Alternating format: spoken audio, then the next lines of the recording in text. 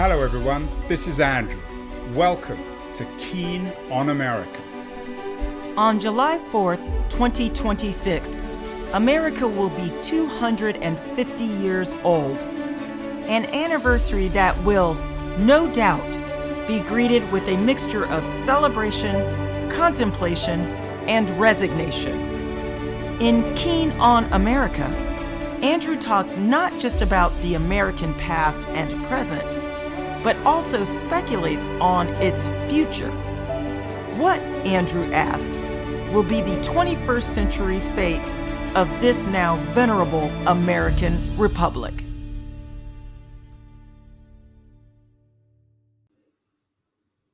Hello everybody. A few years ago, I wrote a book called Cult of the Amateur, which was very critical of amateurs, especially on the internet, and suggested that we should trust professionals. Although I have to admit, I never really defined what an amateur was and what a professional is. And that's the subject of our conversation today. What kind of criteria should we use to determine amateurism and professionalism? My guest on the show, Rebecca Hall Allensworth, is a professor of law at Vanderbilt University and the author of an intriguing new book, The Licensing Racket: How We Decide Who is Allowed to Work and Why It Goes Wrong. And Rebecca is joining us from Nashville in Tennessee. Rebecca, how do we distinguish, or how should we, before we get to your licensing racket, are words like professional and amateur, are they useful? Do you use them? Yeah, I mean, of course they are. The book, of course, is about licensing, which is a little bit different from the distinction between professional and amateur. But in a way, we've equated licensing with the idea of being a professional. So to me, the meaning of the word professional is somebody who, does something for a living. It's something that they've studied deeply, that they have expertise in, that's complicated enough to require that kind of study and dedication. It's not, or it shouldn't be, the same thing as somebody who has governmental permission to do it. But those two ideas have been very much conflated, I think, to everyone's detriment in American society. You are a professor of law. You got your law degree from Harvard. So I assume, did you pass the bar exam? Only very recently. So the funny thing is, perhaps because of the First Amendment, you don't have to have a license to be a professor.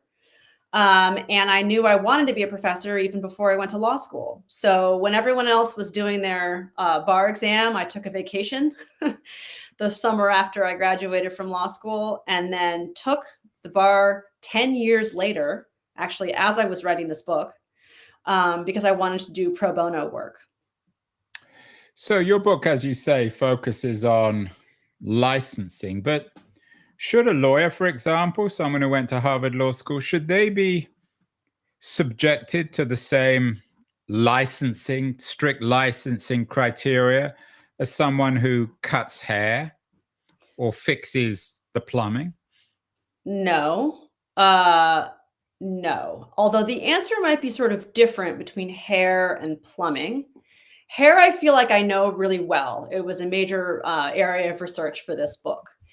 And if you think about the person who cuts your hair, it fails the test for professional licensing for a couple reasons. One is we may not even need a lot of regulation at all, because there's not a lot that the market isn't going to take care of here. So somebody gives you a bad haircut, it's like a fool me once situation, and it grows back. So you don't have the kind of information. Well, yeah, Rebecca, tell that to somebody who is unhappy with their haircut and ruins their life for a few weeks.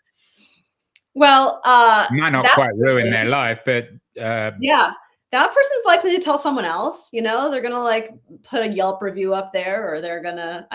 So it's not great. So how about when you go out to a restaurant and you get a bad meal? That can be a real bummer, and you can spend a lot of money on a bad meal.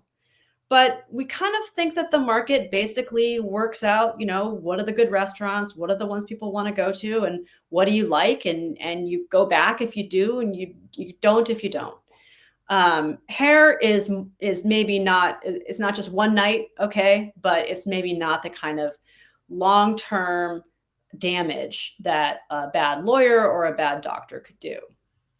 So I mean, thinking of, and I apologize if I'm thinking out loud here a bit. My daughter's in Australia at the moment, and she's looking for some part-time work. And in Australia, to work in a bar, and of course, that was one of the things you can do in Australia, since the Australians, as we all know, like to drink. Working in a bar requires you to acquire some sort of license. I think it's relatively easy. How does it work in the United States? Anyone can work in a restaurant or a bar, can't they? yeah, so again, this is the kind of thing where maybe we do want people to know a couple things. What are the signs that somebody's had too much alcohol? How are you going to store your limes and, pickled onions properly? This is the kind of thing that can be taught in a day, maybe, or maybe you just learn it online and then you take an exam. This is actually not the kind of licensing that my book is about. This is not a professional license, the kind of thing that you have to take sometimes years of education to obtain. But for hair, it is. You have to go to school for as many hours as law school to cut hair legally in the US. That's a professional license, and it goes way farther than we need. What we would have for like a restaurant, maybe it's not a license, but maybe you have to follow certain rules about how to handle food. That's a different kind of regulatory intervention, and it's much lighter. I've been throwing a lot of stuff at you, Rebecca. So clarify what the book is about and where you think there really is a licensing racket. We've talked about haircuts. What about masseurs, for example? Where is the racket? What is good and not good about our licensing system?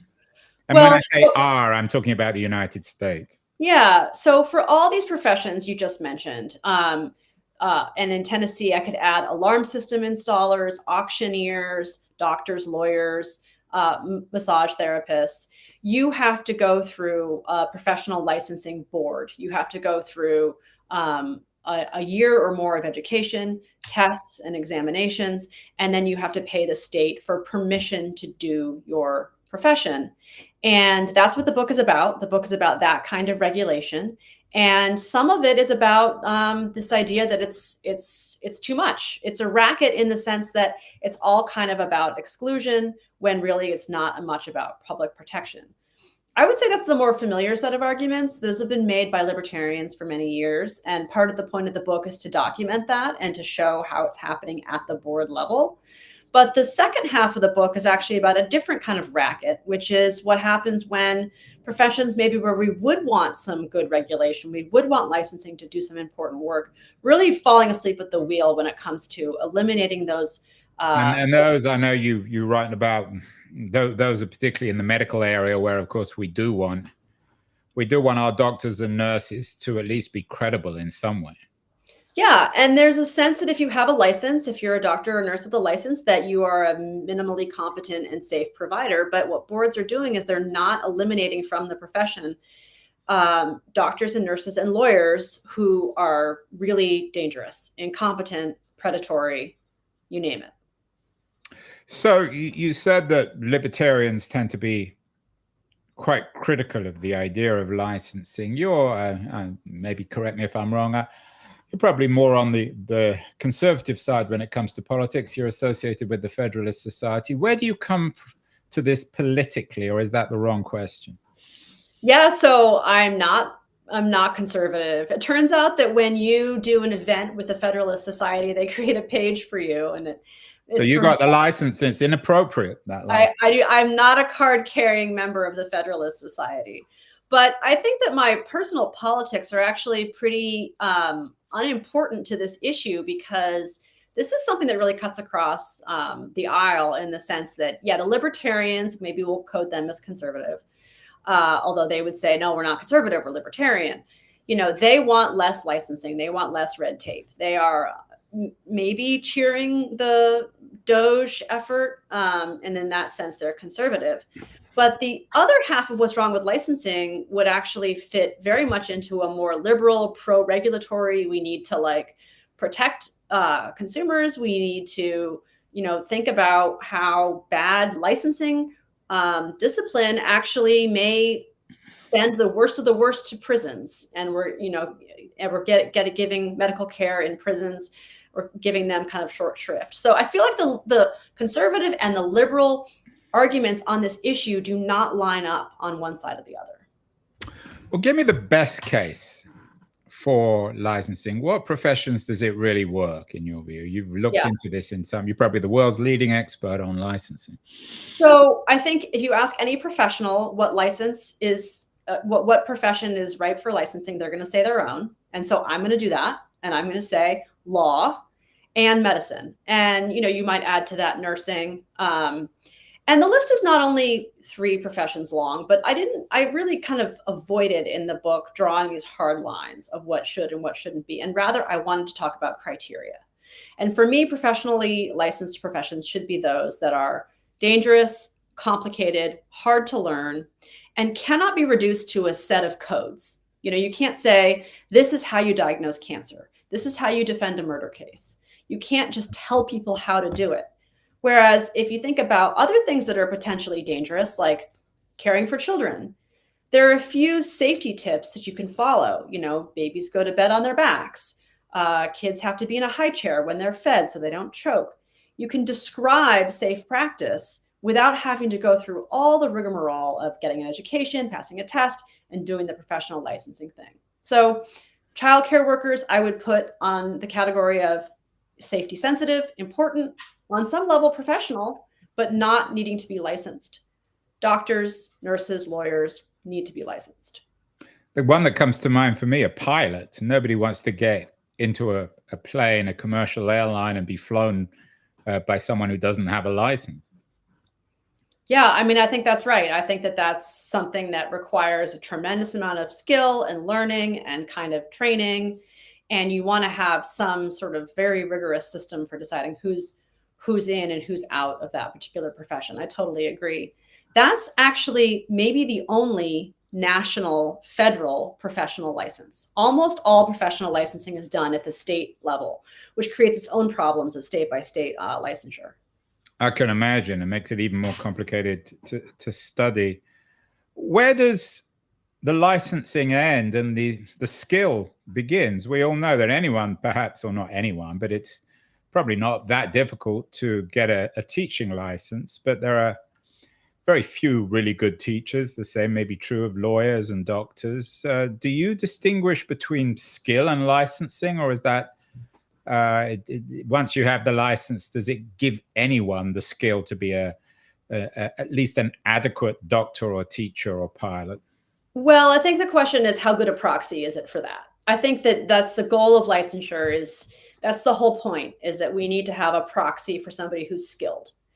And some professions do a better job at this than others. I think that does medical school teach you the skills that you need to be a doctor? Imperfectly, but yes. There's a lot of things that doctors use that they learned in medical school. And I would say the same is true for law. But there's a temptation to make it more than you really need, to make it harder to get into the profession. So for law, for example, you have to pass an exam. It's going to ask you about trusts and estates and commercial paper, even if you want to be, just a criminal defense attorney. So you just more and more regulation is good for the professions, not necessarily good for the consumers. But when it comes to law, for example, again, you're the lawyer, but I've actually been married to 2 lawyers, so I know a little bit about it. My understanding is that in California, for example, the pass rate for the bar is about 50%, which is pretty low. Is one of the reasons for that, Rebecca, to control the flow of lawyers and perhaps drive the price of their labor up?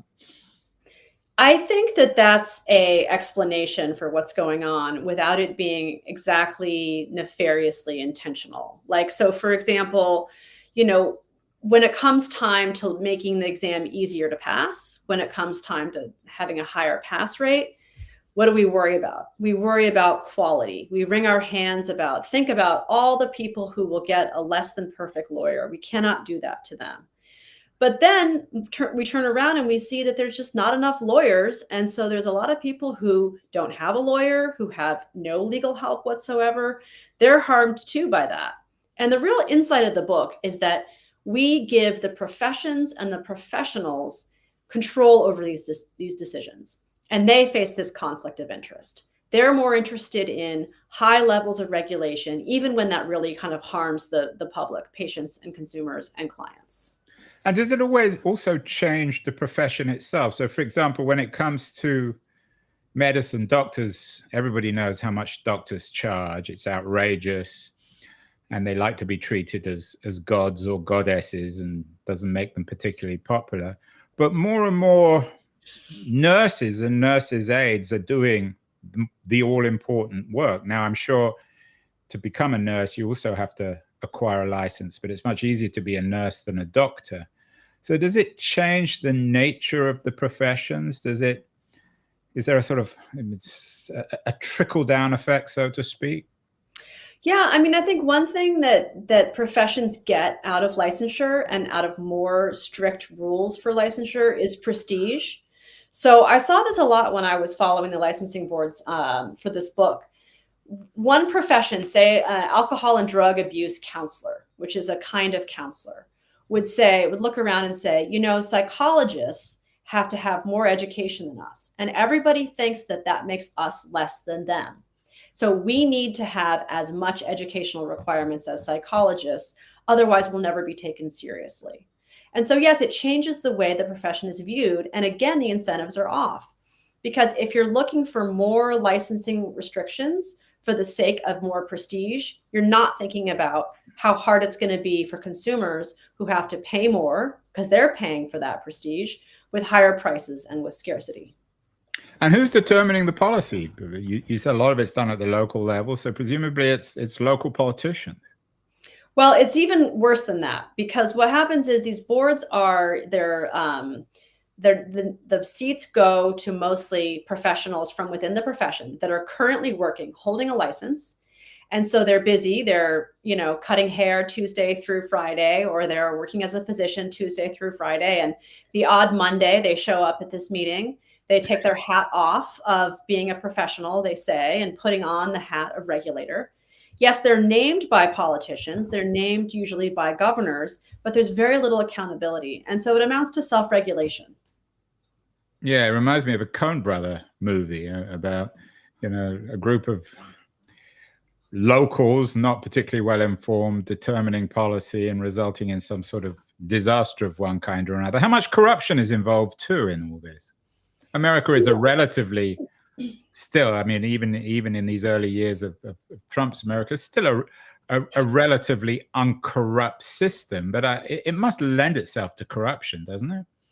Well, I didn't see a lot of that, to be honest. I think that people say that. I did encounter people who said, that funeral board wouldn't give my buddy a funeral license because they have a beef with that particular funeral home.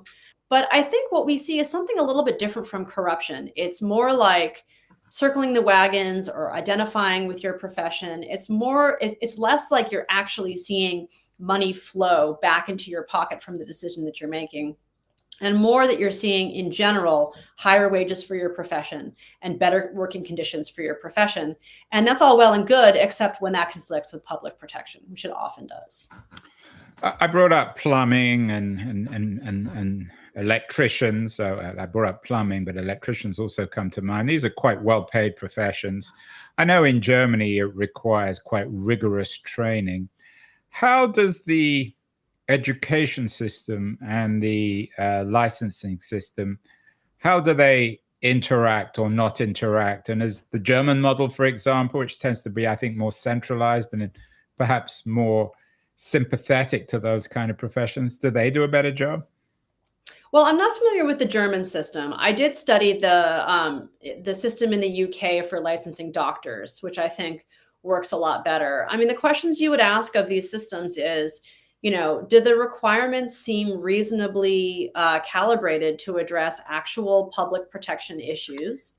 Or is this a backwards way of protecting a certain kind of worker? And if the answer is the latter, now I am going to sound like a Federalist Society member, but if it is the latter, I think that we should use a different means to protect workers, not licensure. And so I just don't know enough about Germany to say whether it's one way or the other, but there are codes to protect, codes about how you can put in plumbing, codes about how you put in electrical things. And so like maybe professional licensure on top of that may not be necessary, or maybe it is. Maybe you have to have that kind of professional judgment, that deep expertise to do it right.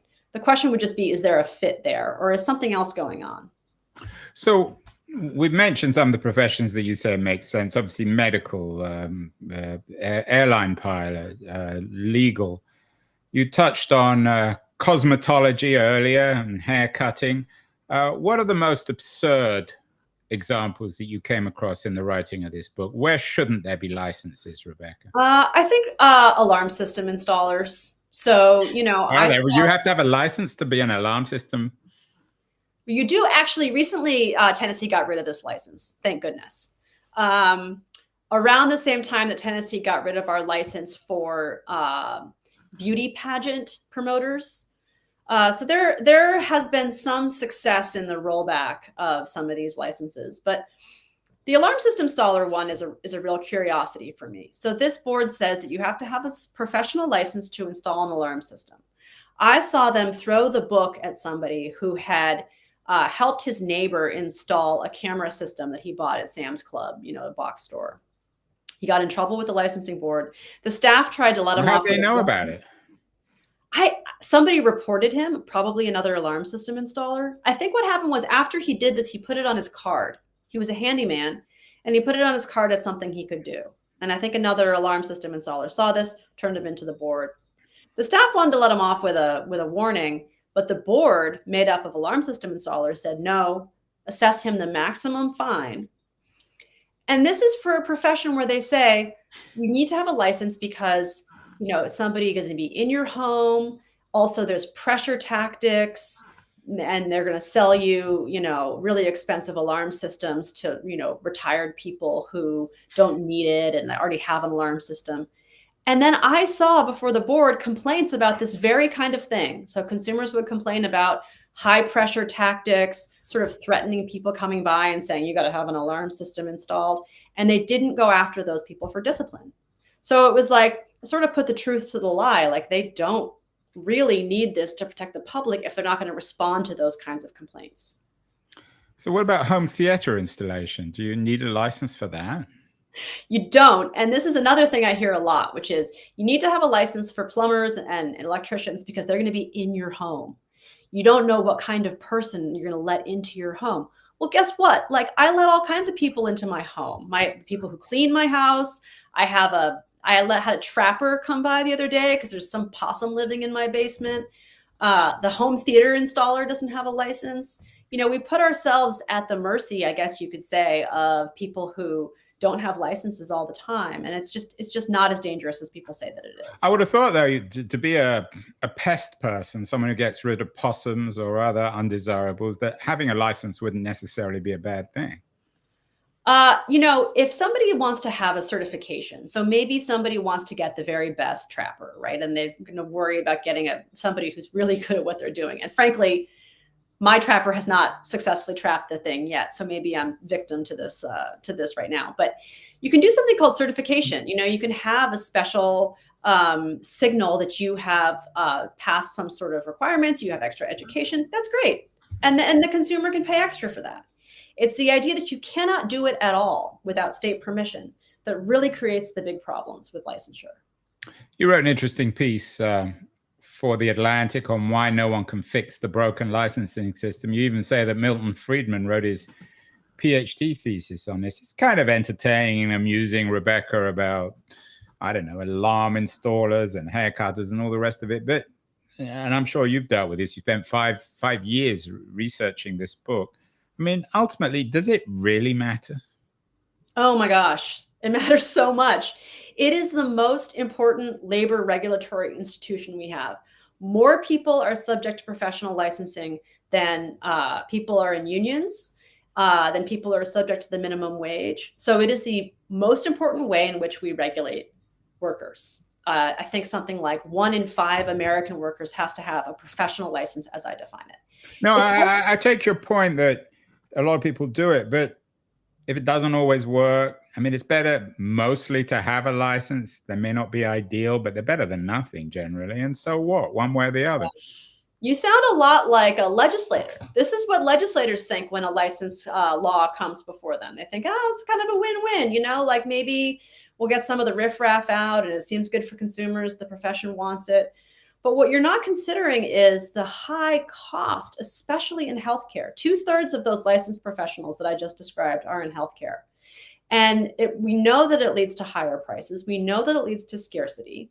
All of that has a tremendous cost, not just on our bottom line for healthcare, which, by the way, we spend more on than any other, major industrialized nation. But it also causes all kinds of health problems because of the scarcity and the dysfunction of our system. Now, I'm not going to lay licensing I'm not going to say all the problems with American medicine are licensing, but it is a contributor. But again, coming back to the medical side, I thought you gave me the impression that you were okay with that. I mean, don't we want to have licensed nurses and doctors and therapists? How else are we going to determine it? And the dysfunctionality of the American medical system goes way, as you know, goes way beyond the licensing issue. I totally agree. And I agree that we need licensing for some of the professions you just said. What I don't like is the way we do it. We do it through this self-regulatory system that ultimately protects the professions much more than it protects patients. And it hurts them by being too regulatory, and then prices go up and scarcity becomes a huge problem, as it is in medicine. And then you have something like the opioid crisis. You have a drug company using its doctors and prescribing nurses as the frontline drug dealers, and the licensing boards totally unwilling to rein them in any way with discipline. Again, the opioid crisis has more causes than just licensing, but that was a huge regulatory failure that people aren't really thinking about when it comes to this. When it comes to the opioid crisis, wasn't that the problem with the power of the pharma industry, or the problems with the local boards, that in principle, you don't want anyone without a license giving out opioids?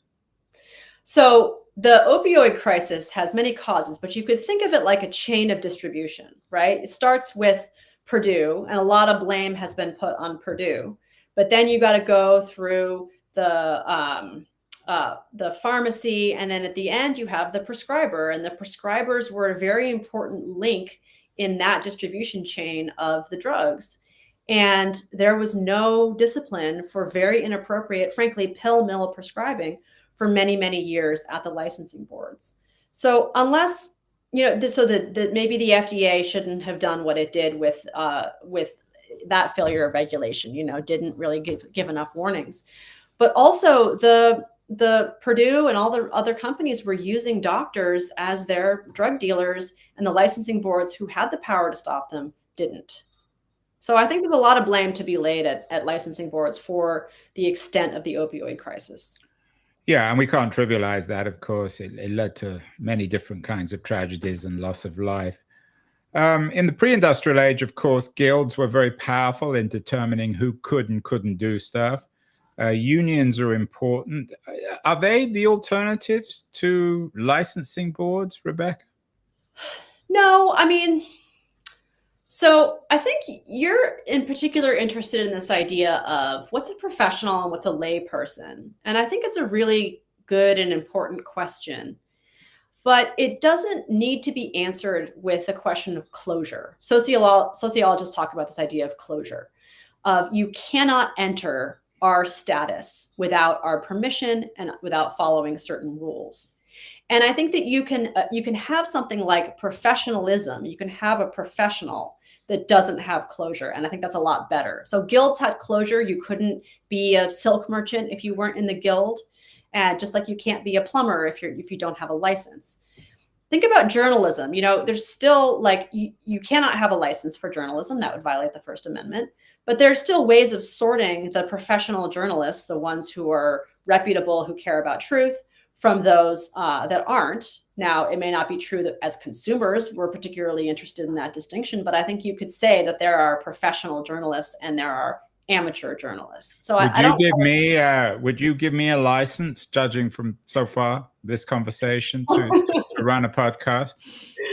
Well, so far you haven't said anything that's manifestly false, and you seem to have done quite a bit of research and read my book. So I'm going to say licensed. Sure. Yeah. Although you've suggested I'm pursuing a narrow agenda here, that I haven't No, quite understood the broader consequences of your argument. no, not at all. I think that you've found a connecting point between my book and your work and your research, and I think that is an interesting connecting point. It's one that I'm interested in to an extent. I think I talk about it a bit in the introduction, which is, what does it mean to be a professional, and why did that get equated? Why did that status and that sort of social echelon get equated with licensing? And actually, the answer to that question does go back to the guilds.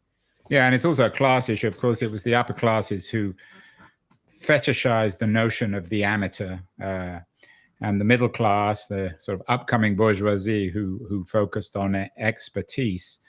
The gorilla in the room, of course, in all this that we haven't brought up so far is AI. Rebecca, I know you've given some thought. You had an interesting interview, I think, on Marketplace about the impact of AI. Is this the solution, or is this only going to compound a lot of the problems? Oh, I don't think it's the solution. That would put a lot of pressure on AI. I do think that Well, it can handle it. It has broad shoulders. Yeah, I know. Let's just put everything on AI. AI is going to solve the geopolitical problems. It's going to solve. So I think that it is going to expand the borders of professions in ways that are ultimately good for consumers. I think that's one of the things that it's going to do. It's going to do that, especially in law. It's going to make professionals in some cases more productive, which will expand access to care, theoretically. But of course, it also will introduce a lot of error, and potentially, and we need to make sure it works well. We need to figure out ways to make sure that ultimately what AI is producing is something that a professional, an actual person, can stand behind. The brief that you submit may or may not have had AI to use it, but at the end of the day, it's your intelligence, not the artificial intelligence that is going to be, that it's a reflection of. I think all professionals sort of need to know that. Let me just jump in on that one, because AI is moving very fast. I mean, we've had lots of shows on how much it can and can't do. We're not close yet to AGI, but we'll get closer and closer over the next few years. At what point will we have AIs that will enable anyone to do anything? That is a question that I think it right now would be answered by like a movie. I don't know if we, as like real intelligent people, amateur. Well, a lawyer, for example, law is something you know about. You're a professor at Vanderbilt. You're an expert on antitrust. You went to Harvard Law School. In 10 or 15 years, will there be a need for any of those things, given that AIs will be able to answer all this stuff instantaneously? Well, remember that AI, at least if we're talking about large language models, are based on something human created, the internet and all the information on the internet, and they are trying to predict what a human would want to hear next. So I don't think you can totally take humans out of it. And taking it back to at least more present day concerns, there has to be a human at the end of the day looking at it to say, this is appropriate. This is what I want to put my name on.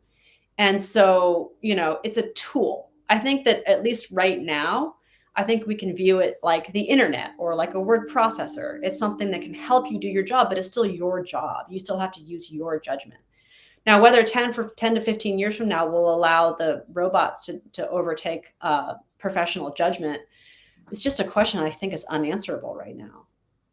I know it's a snow day in Nashville today, so your kids are around, Rebecca. Yeah. Should one have to have a license to be a parent? Yeah, no, I don't think so. But I think that if there was a license for parenting, I think that we would all fail the test. But wouldn't it be a good thing? I mean, I'm a parent too. My kids are a bit older than yours. It's certainly the hardest thing I've ever done, probably the thing I've failed on the most fronts. Yep. Shouldn't there be a license for that sort of thing? Yeah, I think I often say to my husband, how can I be this bad at something I try this hard at? And then one time I was listening to the radio and somebody said, good parents worry that they're bad parents. And that made me feel a little bit better, because if that's a sign of being a good parent, then, I'm a very, very good parent. No, I mean, you shouldn't have a professional license for raising a kid. I mean, there's so many problems with that. For one, at least with a profession, if you think about medicine, think about law, alarm system installing, I guess, too. There's kind of an accepted set of things that you're supposed to be doing. There's a consensus, there's a community, maybe becoming less around medicine, but around what the goals of this profession are. Parenting is totally what you want to do with your child. I mean, obviously you can't do certain things, but what's important to you, that's extremely personal. And I don't think we would say that there is a community of knowledge that we can all point to. I mean, that's the definition of a profession. A community of knowledge, a general consensus around this is a way of knowing this thing and a way of doing this thing. Parenting fails right there. I mean, I remember when we had our kids, we went to some prenatal classes, didn't have to, but they were very helpful. Didn't do any harm. Doesn't mean you become a good parent, as you say. I mean, you can have a license to be an electrician or a plumber or a nurse. Doesn't make one a good one, wouldn't that be valuable in the same way as perhaps we should have licenses to be a husband or a wife? Well, again, we would have to agree on the criteria for what makes for a good husband and a wife. And I just don't think there's the kind of consensus there that, you would have in a profession. Yeah, I mean, I think so. I remember to leave the hospital, we had to take some course on, don't shake your baby. And I think there's a few pieces of information maybe that don't drop it on the floor. Don't throw it out the window. Back is best. That was a big deal when I had my babies. Babies got to be sleeping on their back. And then everybody's grandparents are coming in and saying, oh no, put them to sleep on their tummy. That's how they really feel cozy and sleep. And it's sort of like, you feel like your mom is going to kill your child. So, I mean, yeah, there's a few things that maybe parents need to know. But the idea of a professional license, the idea of like actually going to school and learning all this stuff, it's not a good idea. I wonder what marriage therapists would think of having to have a license to be a husband or wife. Well, would it improve their business? Would it make their work easier? Sure. Yeah. I mean, if the requirement were that you had to go to couples therapy to get married, then that would increase business for them. This is actually the same reason why professional schools love licensing. Professional schools want there to be strong. So, for example, my law school has an interest in there being strong requirements of having gone to school, because of course that creates demand for their school. Beauty schools make a ton of money off of making people barbers and cosmetologists. So yeah, the therapist would be in the same position. They would have something valuable that they could charge a lot of money for. And finally, Rebecca, I hope this is a serious enough question. In our age of smart machines that are only becoming smarter, where we're getting closer and closer to a Blade Runner style world, do you think it might be necessary in the future to get a license as a human being? Oh, that's a good question. Blade Runner used to be my favorite movie. What do you mean used to be? Well, then I saw All That Jazz and All That Jazz. Very different kind of film. Yeah, but they're both fantastic movies. They're both like the best movies. Or maybe I lost my appetite for the terrifying robot stuff as we got closer to it. Yeah, I think what you're saying is less a license, but more an identification, more a way of saying I am actually a human. Which I think licensure it fulfills that to some extent, to identification of I am this thing, but it's so much more than that, and it's so much more onerous, and can be a bad thing. So. Yeah, license to be a human. I don't know. I'll say I will want to know. I will want to know who are the robots and who are not the robots. So let's say yes to licensing for being a human. I wonder whether you have to have a license to teach tennis. Do you? I don't think so. I was going to make a final joke about the racket, but. But interesting conversation, Rebecca. Congratulations on the new book, The Licensing Racket, How We Decide Who is Allowed to Work and Why It Goes Wrong. Very important subject, according to Rebecca. The whole Trump doesn't need to send in the Doge people. He could fix the economy just by getting rid of licensing, right? Yeah, he should have asked me. Yeah, we'll have to get him on the show and he can ask you. Well, Rebecca, thank you so much. Best of luck with the book. And we'll get you back on to talk more licensing, tennis, electricians, Donald Trump. It's endless. Thank you so much. Thank you. This was great. Can I step on the sea?